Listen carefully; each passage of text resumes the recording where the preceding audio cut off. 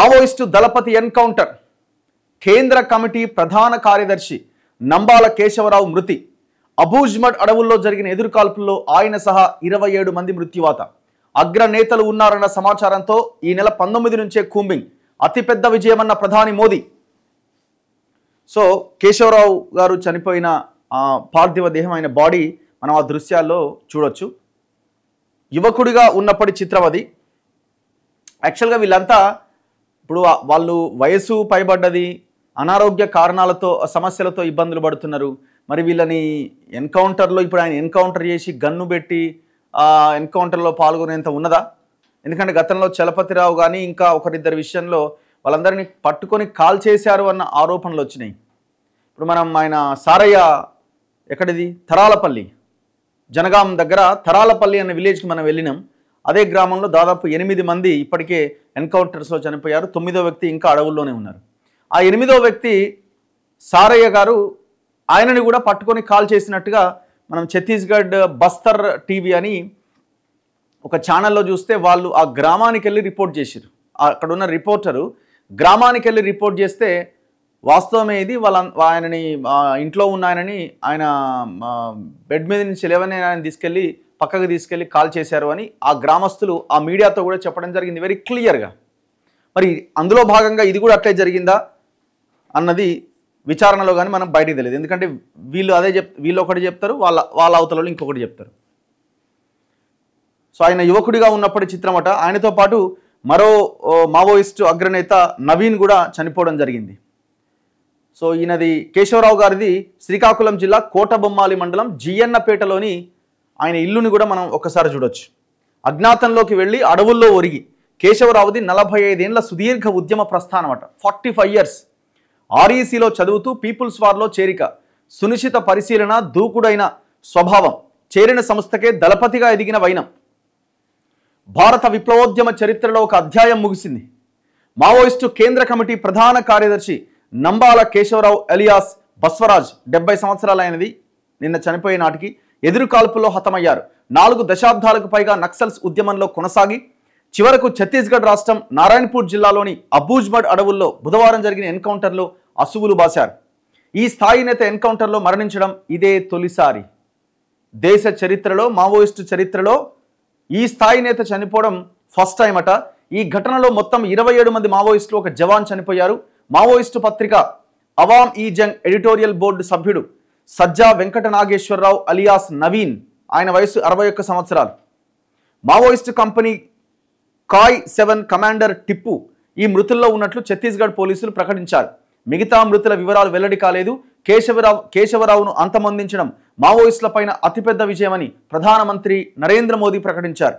విశ్వసనీయ సమాచారంతో నారాయణపూర్, బీజాపూర్, దంతేవాడ సరిహద్దుల్లోని అబూజ్మడ్ అడవుల్లో మావోయిస్టు కేంద్ర కమిటీ పోలిట్ బ్యూరో అగ్రనేతలతో పాటు Maad division, PLGA people's liberation guerrilla ఆర్మీకి చెందిన సీనియర్ క్యాడర్ ఉన్నారని నిఘా వర్గాలకు కీలక సమాచారం అందడంతో గత సోమవారమే ఈ ఆపరేషన్ ప్రారంభమైంది. నారాయణపూర్, దంతేవాడ, బీజాపూర్, కొండగావ్ జిల్లాల నుంచి DRG బలగాలు ఆ ప్రాంతంలోని అడవుల్ని జల్లెడపడుతూ ముందుకు సాగినాయి. అక్కడి భౌగోళిక పరిస్థితులు క్లిష్టంగా ఉన్నప్పటికీ కేశవరావు ఉన్నారు అనే సమాచారంతో సవాళ్లు ఎదుర్కొంటూ ఆపరేషన్ కొనసాగించాయి.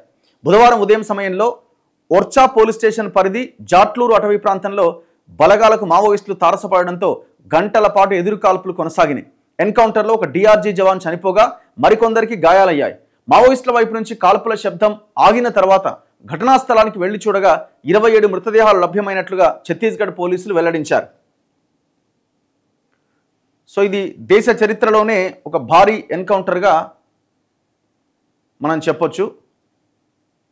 ఆ ప్రాంతంలో AK-47, SLR, ఇన్సాస్, కార్బైన్ ఆయుధాలతో పాటు పేలుడు సామాగ్రిని కూడా బలగాలు స్వాధీనం చేసుకున్నాయి. ఎన్కౌంటర్లో మరణించిన జవాన్తో పాటు మావోయిస్టుల మృతదేహాలను నారాయణపూర్ జిల్లా కేంద్రానికి తరలించారు. ఈ ఆపరేషన్ పెద్ద విజయంగా ఛత్తీస్గఢ్ ముఖ్యమంత్రి విష్ణుదేవ్ సాయి, హోంమంత్రి విజయ్ శర్మ అభివర్ణించారు. ఎన్కౌంటర్లో మరికొందరు మావోయిస్టు అగ్రనేతలు గాయపడి ఉంటారని, వారి జాడ కోసం పరిసర ప్రాంత అడవుల్లో కూంబింగ్ కొనసాగుతుందని వెల్లడించారు.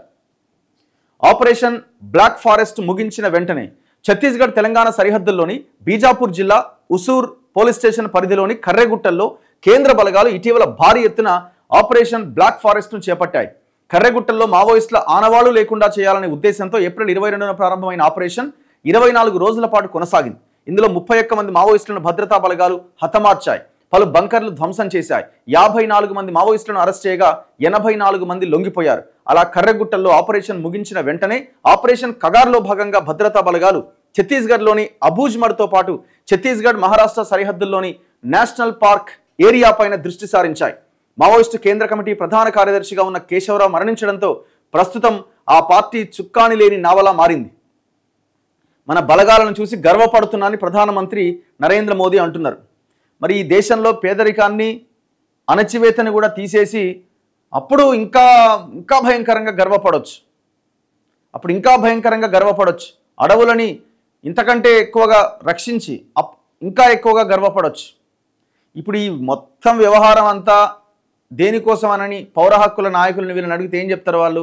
అడవిని మొత్తం లేకుండా చేయడానికి, అడవిని మొత్తం కార్పొరేట్ కంపెనీలకు అప్పచెప్పడానికి ముందుగా వీళ్ళని ఏరిపారేస్తున్నారు, తర్వాత ఆదివాసీలను లేపేస్తారు, అడవి మొత్తం ఏ అదానికో అంబానికో ఇచ్చేస్తారన్నది వాళ్ళు చేస్తున్న ఆరోపణ. దీని మీద క్లారిటీ ఇవ్వాలి.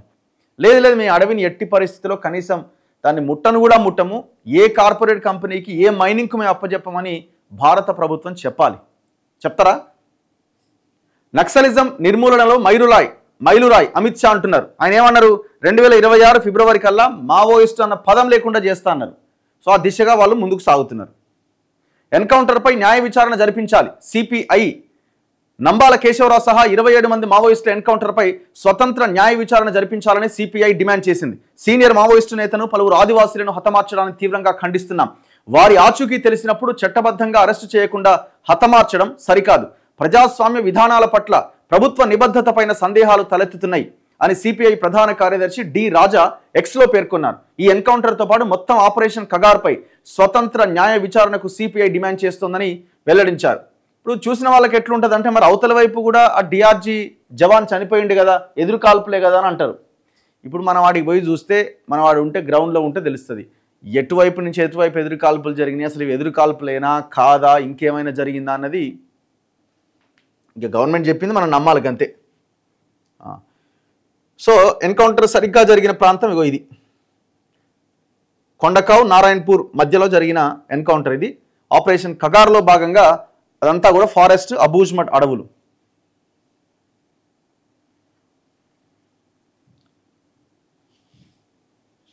సో మావోయిస్టులు ఇప్పటికే దాదాపు ఒక 4 లెటర్లు రాసినట్టున్నారు. మేము చర్చలకు రెడీగా ఉన్నాం, సీజ్ ఫైర్ పాటిద్దాం, కాల్పుల విరమణ పాటిద్దామని. కానీ ప్రభుత్వము ఎట్టి పరిస్థితుల్లో కాల్పుల విరమణ లేదు అన్నట్టుగానే వాళ్ళ ఆలోచన ఉన్నట్టు కనబడుతున్నది. మొత్తం అంతా ఏరిపారేసే ప్రయత్నం జరుగుతున్నది.